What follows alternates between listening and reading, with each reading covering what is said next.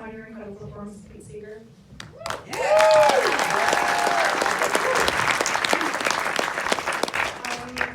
Since the film opened last month, it has been showered with accolades, including 8 Oscar nominations for Best Picture, Best Actor, for you, Best Supporting Actor. Yeah?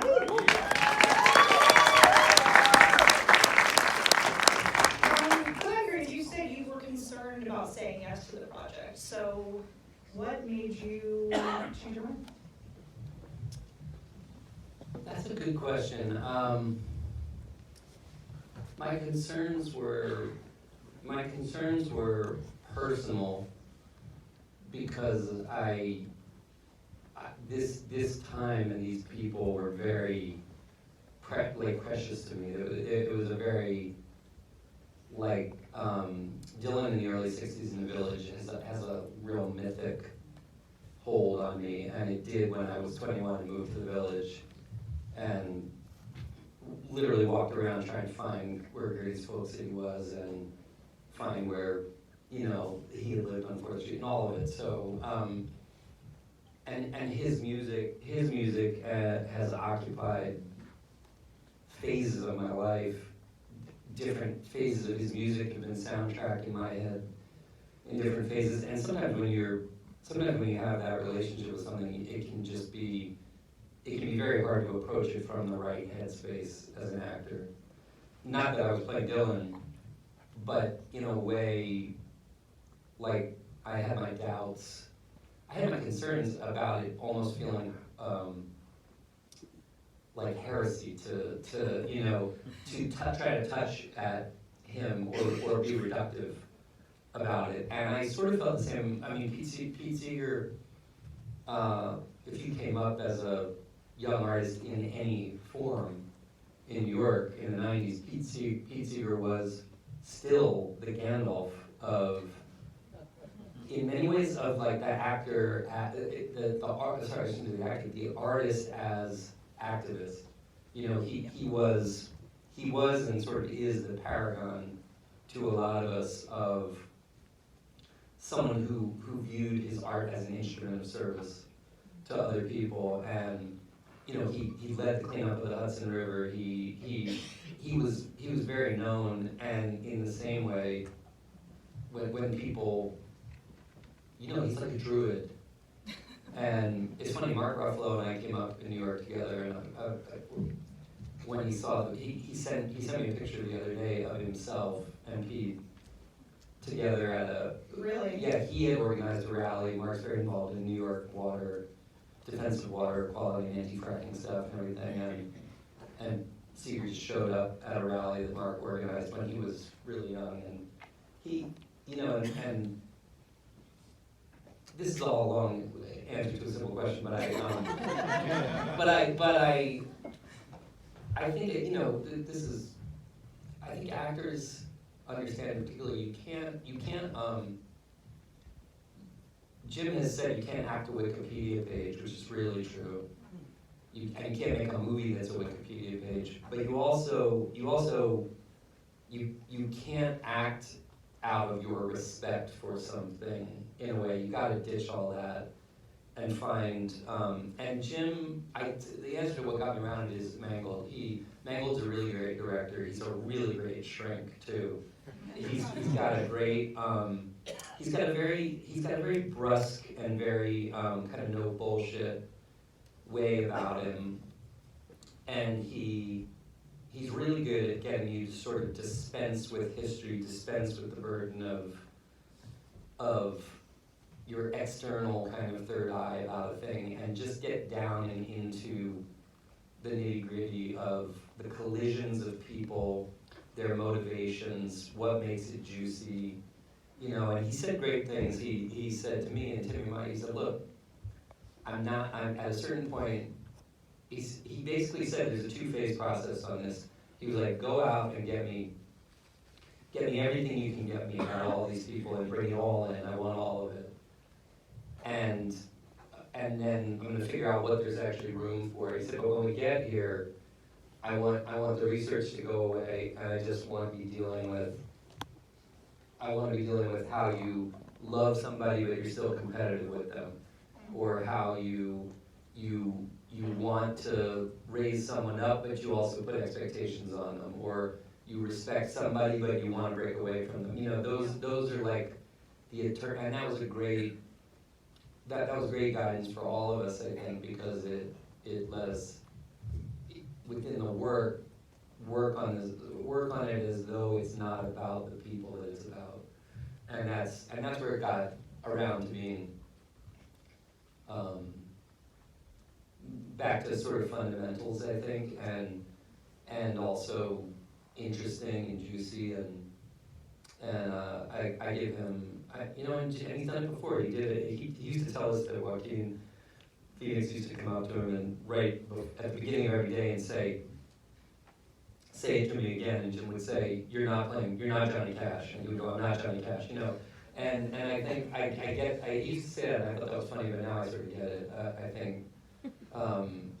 I think Jim's really good at finding the essential. What's the essential? What is it that makes this thing have stakes? You know what I mean? Yeah. And he wasn't fundamentally interested in doing a biopic about Dylan. He said he was really interested in thinking about like what was going on in a moment that could make a person plugging an electric guitar in have any kind of stakes. Like why would that be a drama, and work backward from that. And I think that's an interesting way to approach the story too. Yeah. I mean, I think this is a good segue because, you know, you compared Jim to one of your mentors, Milos Forman. What do you think were, you know, kind of the biggest similarities between the two? I did, it was, I mean, everybody, you know, there's always the chemistry of, I've met Jim before, but we never really had long discussions about anything. And when we started talking about this, I suddenly realized that Milos had been his professor at Columbia when he was in film school, and when I was 26 and did People vs. Larry Flynn, Milos was, he was as close to the, like, you know, he lived in an exalted sphere for me. Amadeus and One Flew Over the Cuckoo's Nest and Ragtime and Hair, and these films were like, you know, a big deal to me. Sometimes I say these things like everybody knows Milos Forman, and I shouldn't assume that, but if you haven't seen his work, you know, or gone back deeper into his Czech films, like The Fireman's Ball and Loves of a Blonde, he for me was a filmmaker who had something very, very rare, which was he almost never made films that really had any kind of a plot to them at all. They never were driven by plot. They were always essentially explorations, in his case, of individual, almost anarchistic creative spirit pushing back against institutional oppression. You know, Amadeus, Larry Flynn, Coalhouse Walker in Ragtime, Hair, certainly Cuckoo's Nest, obviously.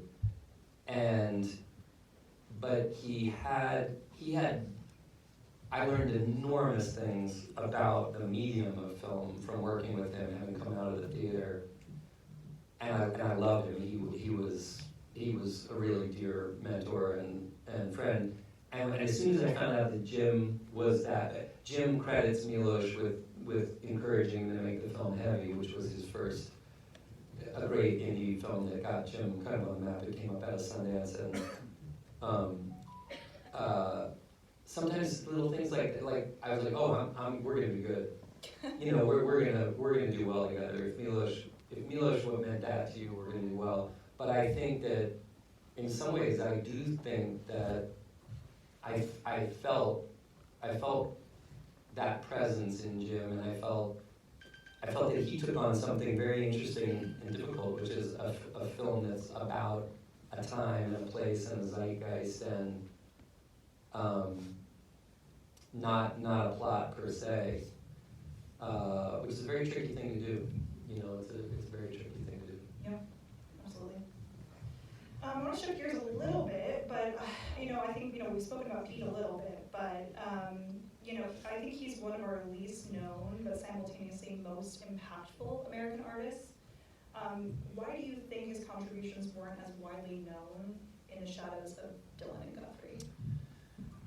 Well, when this story starts, it was quite opposite. I mean, Pete Seeger, Right, that's true at the beginning, yeah. yeah, at the beginning, he was. I mean, going into the 60s, I talked to Joan Baez before we did this, and she said, look, you have to be, she said, make no mistake, like, she said, I was into R&B until I saw a Pete Seeger concert, and then I was a folk singer. And Peter, Paul, and Mary say the same, and the Kingston Trio, and Dylan, everybody in that generation who had encountered him, and then Woody Guthrie was on the fade in a way, so Seeger was kind of the godhead to a lot of them. He was the one who had kept the torch alive from the 30s across the communist, the blacklist era, and I didn't think about this while we were making the film, but when I watched the film, I actually did have this funny thought that Pete Seeger was kind of like Gandalf, and Dylan is sort of like Frodo, and he's like, giving him the ring of power, and seeing he can make through. And I'm glad I didn't have that in my head when I was I'm not so listening. You would have to come up to you and say, you're not Gandalf. Yeah, exactly. But I think that, what can I say? I think that Seeger, I just think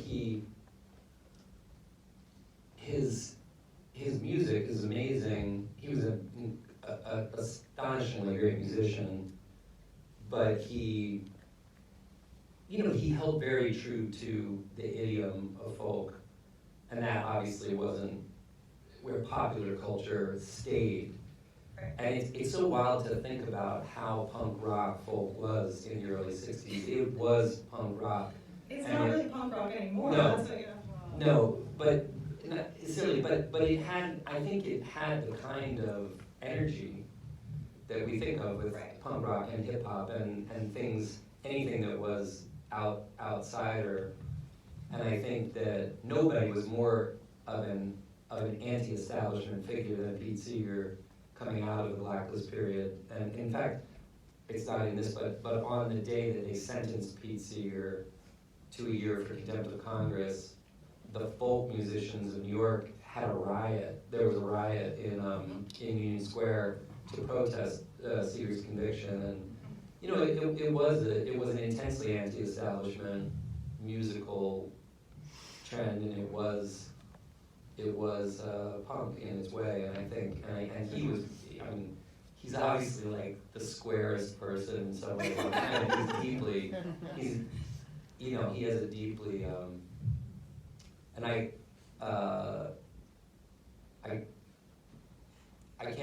can't urge enough that all 36 episodes of that really, really $5 budget folk show that he did, that we did, it's called Rainbow Quest, and all 36 or 37 episodes of it, he self-produced it with his wife on this New Jersey station, because even though he'd been cleared, the CBS, this is getting in the weeds, but he and Woody Guthrie came up with the phrase hootenanny to describe a folk music gathering. And then as folk got popular, CBS created a show called Hootenanny, but they wouldn't have Pete Seeger on the show because of his socialist affiliations and things like that. So everybody who mattered, Joan Baez and Bob Dylan and Peter, Paul, and Mary, none of them, they all boycotted Hootenanny because Hootenanny wouldn't have Pete Seeger on. And some left-leaning public television people in New Jersey said, fuck CBS, and they gave Pete Seeger $10 and a stage and he self-produced this show called Rainbow Quest, which everybody came on, and I don't think they even put Rainbow Quest on YouTube until like a year or two ago, and now you can see all of them. And Johnny Cash came on it with Jim Carcass, and they're amazing. But that's what we sort of recreated there. And it is, I found out later that Fred Rogers, Mr. Rogers, loved Rainbow Quest. And you can see it, like the beginning of Mr. Rogers' Neighborhood is basically the children's version of Rainbow Quest. Anyway, that's esoteric stuff, but it's fun. Yeah. I want to talk about Timothy and his performance as Bob Dylan in this. I think we all agree it's incredible. Just talk a little bit about having him as a scene partner and what that was like. I mean, Timothy was just in the place. I think everybody who gets into acting for any other reason than to meet girls or guys or whatever. Like whatever's the deepest aspiration we all have, he had taken himself into that place of immersion and commitment that was fierce and intolerant of distraction and just fantastic to be around. It was radiating out from him. It permeated into everybody else. I think there was a seriousness of commitment to the suspension of modernity and disbelief. I think for him to do that very bravura thing of playing a person who's that iconic and that known, he knew totally correctly that he needed to sustain the bubble of illusion around it, and that created a space in which I think everybody else worked in a deeper way. It was wonderful. I think, and I just admired it enormously. The nice thing is we've known each other, and maybe I don't think of me as a mentor to Timothy at all. And I think when you get down into the weeds of working, nobody's anybody. You're always peers. You're always kind of comrades in arms, and you're digging in together. But I did feel that the pre-existing mutual respect fed us. Whatever we have in life fed in very nicely in this case, and I can't say enough about it. He was where we all wanna. He was right in the place we all want to get within the work, and it was total pleasure. I was knocked out watching the music. I really felt at times. I really felt like we were having a time portal kind of an experience. Yeah, you had that duet scene with him. What was that like, singing that song together? It was great. That provoked a lot of emotion on the set, and in us a lot of joy. I actually there are very, very few times that having directed films and everything, Timothy and I were imploring Jim to let it go longer. We were like, come on, man, just one more verse, one more, let it play out, Maybe on Hulu they'll do the extended musical performances. You heard it here first.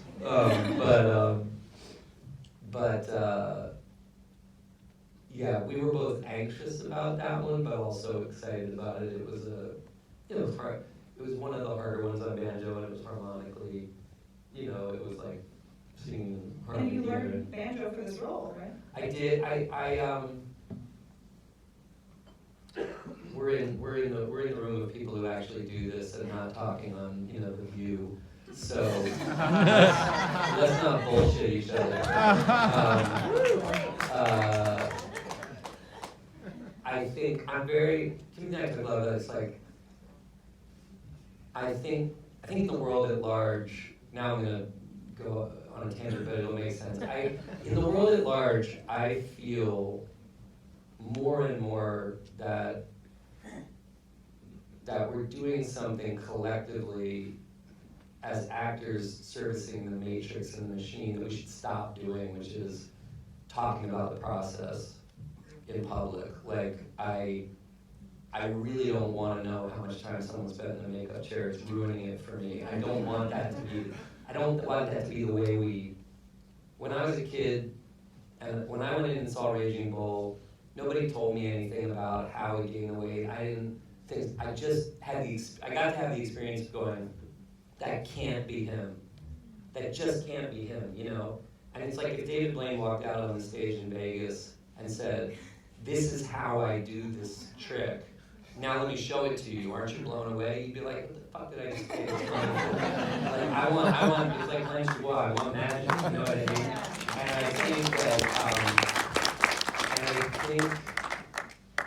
I think we've started to be persuaded by the machinery of it all that we should talk about the process as a way of getting people engaged with the whole thing. And that's just crazy. It's like just show me the trailer, make me want to see the movie. Let it work on me before you unpack it for me. And with that said, I think this is different. This is like within the tribe and within the realm of people who I think are inside the trade. I'm comfortable saying I think things I wouldn't elsewhere, but you can't learn to play banjo like Pete Seeger. Like everybody knows that that's not possible. And you also, it's like, I'm friends with lots of musicians, and like even Bruce Springsteen only plays for 3 hours. He doesn't play for a 15-hour shooting day. You can't sing live for 15 hours. So of course you're using playback. Of course you pre-record. You pre-record because you have to have that to fall back on, because you can't sing Weem Away for 15 hours. Like you know how many takes I've got that falsetto for? Like 1.5. You know what I mean? And They put the 1.5 in the movie. yeah, that's right. But the beautiful trickery that's not CGI that we get to engage in is about, pre-recording, learning. I play guitar, so I have a facility on my left hand. Right hand on the banjo, you need 20 years of dedication to get anywhere near what Pete Seeger is doing with his right hand. So you have to blend real with great sleight of hand, and the blend of real voice, someone else's playback on the right hand, you miming the left perfectly. It's a mashup of real and technical, and as we all know. And I think there's stuff throughout the film that's live, and there's great takes that are live, like Timothy singing in the hospital in the beginning, doing a song for Woody is all live. He did it all live. It was bone chilling. It was fantastic. But that's 3 of us in a quiet room, and it's one that plays for that. You can't do the stuff at Newport all live. You can do it live to playback, and you work with Jim and everybody. You all figure out together. This is a careful dance. Where and when are we going to do the live takes? How are we going to make sure we get those early on in the day in a muscular way, so that they've got the presence, but then. Like everybody knows, you gotta pace yourself, you gotta calibrate the day, you gotta look at the length of the day, and you gotta say, let's work together to figure out how, once we get into a certain kind of coverage, we're using the tools that we've built together to fake it wonderfully, right? And also it sort of does a disservice at the end of the day also to the amazing musicians who you're working with, who are not only training you, but who are like I can play that Rainbow Quest solo on my left hand, but he's doing a kind of thing called claw hammer that the banjo player in Mumford and Sons can't play. Like there are people who can't play that style anymore. We had to look long and hard to find people who were capable of recreating Pete Seeger's right hand style of playing. So you got to mash it up, but But that was great fun, you know, figuring out that jigsaw puzzle of the sleight of hand to both do it and humbly know what you absolutely have to figure out a way to create an illusion is a total thrill. It's a great game.